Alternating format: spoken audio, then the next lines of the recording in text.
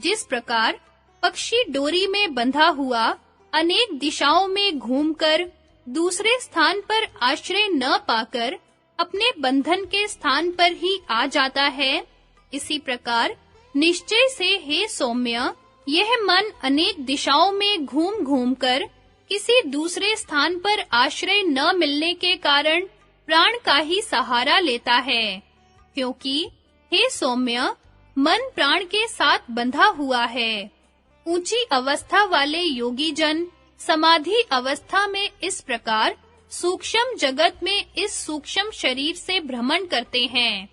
जिस प्रकार चरखी पर चढ़ी हुई डोरी ढीली करने से पतंग आकाश में उड़ा चला जाता है और जिस प्रकार डोरी चरखी पर लपेटने से पतंग फिर अपने स्थान पर आ जाता है, इसी प्रकार सूक्ष्म शरीर फिर अपने स्थान पर लौट आता है। महाविदेहा बहिर्कल्पिता वृत्ति वाले सिद्ध योगी समाधि से भिन्न अवस्था में भी स्वेच्छानुसार सूक्ष्म जगत से सूक्ष्म शरीर में भ्रमण कर सकते हैं। इस सूक्ष्म शरीर द्वारा ही चित्त में जन्म, आयु और भोग देने वाले वासनाओं के संस्कार एकत्रित रहते हैं। जिस प्रकार चरखी का डोरा टूटने पर पतंग जब दूसरे चरखी के डोरे में जोड़ दी जाती है, तो उसका संबंध फिर उसी चरखी से हो जाता है। इसी प्रकार मृत्यु के समय हृदय रूपी चरखी से प्राण रूपी डोरी टूटने पर सूक्ष्म शरीर रूपी पतंग उड़ता हुआ ऐसे गर्भ के पास पहुंच जाता है, जहां उसकी वासनाओं की पूर्ति करने वाले उसके समान संस्कार होते हैं। वहां उसके हृदय ग्रंथि रूप चरखी में इसके प्राणों की गांठ लग जाती है और इस शरीर के साथ पूर्ववत कार्य होने लगते हैं। कई योगाचार्यों का मत है कि सूक्ष्म शरीर का सूक्ष्म जगत में भ्रमण नहीं होता है। सूक्ष्म जगत में काल और दिशा का ऐसा भेद नहीं रहता जैसा स्थूल जगत और स्थूल शरीर के व्यवहार में होता है। केवल वृत्तियां जाती हैं, अर्थात चित्त में इन्हीं वृत्तियों द्वारा ऐसा परिणाम होता है और सूक्ष्म शरीर जाता हुआ प्रतीत होता है। चित्त अनंत अर्थात विभु है। इस विभु चित्त की वृत्ति ही संकोच विकास धर्म वाली है, ऐसा आचार्य मानते हैं। कई सज्जनों का ऐसा विचार है कि समाधि अवस्था में जो सूक्ष्म जगत का अनुभव होता है, वह स्वप्न जगत के समान कल्पित ही होता है। उस समय जैसी वृत्ति उदय होती है, वैसे ही दृश्य सामने आकर दिखलाई देने लगते हैं। इस संबंध में इतना कह देना पर्याप्त है कि स्वप्न रजोगुण पर तमोगुण की अधिकता से होता है और समाधि रजोगुण पर सत्वगुण की अधिकता से होती है, जैसा ऊपर बतला आए हैं। समाधि में जितनी मात्रा में सत्व, तम और रज से दबकर प्रधान रूप से रहता है, उतने ही अंश में ये दृश्य कल्पित होते हैं। एकाग्रता के बढ़ने के साथ-साथ जितना-जितना सत्व का प्रकाश बढ़ता जाता है, उतनी-उतनी इन दृश्यों की वास्तविकता बढ़ती जाती है। कारण शरीर चेतन से प्रतिबिंबित सत्व चित्त, जिसमें अहंकार बीज रूप से छिपा हुआ अपने कार्य को बंद किए हुए रहता है, जिसकी संज्ञा अस्मिता है, उसको कारण शरीर समझना चाहिए। जब तमोगुण रजोगुण को इतना दबा लेता है कि सूक्ष्म शरीर स्वप्न में भी कार्य करने में असमर्थ हो जाता है, तब सुषुप्ति अवस्था आती है। इस अवस्था में केवल कारण शरीर में ही कार्य होता है। कारण शरीर के तम से आच्छादित हो जाने के कारण केवल अभाव की प्रतीति होती है।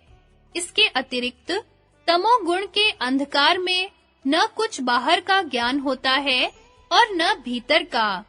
इसी प्रकार जब समाधि की एकाग्रता बढ़ने पर सत्व रजस को इतना दबा देता है कि सूक्ष्म शरीर एकाग्रता वाली वृत्ति देखने में भी असमर्थ हो जाता है, तब सत्व के अत्यंत प्रकाश में विवेक ख्याति उत्पन्न होती है। विवेक ख्याति का कार्य कारण शरीर में होता है। इससे आत्मा की चित्त से भिन्नता प्रतीत होती है, अर्थात चित्त द्वारा आत्मा का साक्षात होता है, किंतु यह आत्मा का शुद्ध स्वरूप नहीं है, इसलिए यह स्वरूपावस्थिति नहीं है। विवेक ख्याति भी एक वृत्ति ही है, क्योंकि इसमें भी रजोगुण कुछ अंश में बना रहता है, जो इस वृत्ति के उदय होने का कारण है। जब इसका भी निरोध हो जाता है, तब इस कारण शरीर से भी भिन्न जो आत्मा का अपना निजी शुद्ध परमात्मा स्वरूप है, उसमें अवस्थिति होती है। ओंकार का भावनामय चित्र। पहला विराम। शुद्ध, निर्गुण, उपाधि रहित चेतन अर्थात परमात्म तत्व। दूसरा मकार। चेतन तत्व समष्टि, कारण जगत तथा व्यष्टि कारण शरीर। समष्टि कारण जगत का अधिष्ठाता ईश्वर उपास्य, व्यष्टि कारण शरीर का अभिमानी प्राज्ञ उपासक। तीसरा उकार। चेतन तत्व समष्टि सूक्ष्म जगत तथा व्यष्टि सूक्ष्म शरीर। समष्टि सूक्ष्म जगत का अभिमानी हिरण्यगर्भ उपास्य तथा व्यष्टि सूक्ष्म शरीर का अभिमानी तेजस उपासक। चौथा अकार। चेतन तत्व समष्टि स्थूल जगत तथा व्यष्टि स्थूल शरीर। समष्टि स्थूल जगत का अभिमानी विराट उपास्य तथा व्यष्टि स्थूल शरीर का अभिमानी विश्व उपासक। संगति। सूत्र 23 में असंप्रज्ञात समाधि का साधन ईश्वर प्रणिधान और सूत्र 28 में ईश्वर प्रणिधान का स्वरूप तथा उससे प्राप्त असंप्रज्ञात समाधि को बतलाकर उस विषय को समाप्त कर दिया। अब यहाँ अगले सूत्र में असंप्रज्ञात समाधि से पूर्व ईश्वर प्रणिधान का विशेष फल देखते हैं। ततः बराबर उस ईश्वर प्रणिधान से प्रत्यक चेतना बराबर प्रत्यक चेतना का, अधिगमः बराबर प्राप्ति, अपि बराबर भी होता है, अंतराया भावः च बराबर और अंतरायों का अभाव होता है। अन्व्यार्थ। उस ईश्वर प्रणिधान से प्रत्यक चेतना का ज्ञान भी होता है और अंतरायों का अभाव होता है। व्याख्या। प्रत्यक चेतना बराबर प्राज्ञ।